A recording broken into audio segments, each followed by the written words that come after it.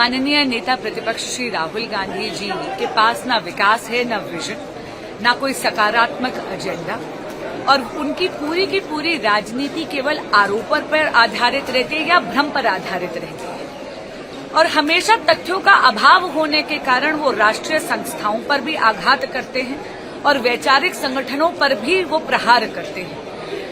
वो आरएसएस जो पिछले 100 बरसों से राष्ट्र निर्माण में निस्वार्थ रूप से अपना योगदान दे रहा है, वो आरएसएस जो आपदा में राहत कार्यों में सबसे पहले पहुंचता है, बार बार राहुल गांधी जी लोकतंत्र के संस्कारों की अवहेलना करते हुए इस संगठन पर आरोप प्रत्यारोप किसी न प्रकार का आघात जरूर करते हैं।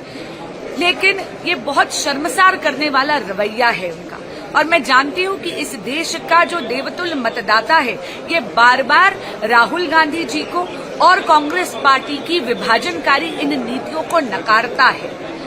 मैं पूछना चाहती हूं आपके माध्यम से राहुल गांधी जी से, ये जो क्रोकोडाइल टीयर्स आप निकालते हैं स्टूडेंट्स के प्रोटेस्ट के नाम पर, ये चुप्पी में क्यों तब्दील हो जाता है जब पेपर लीक का मुद्दा झारखंड में होता है?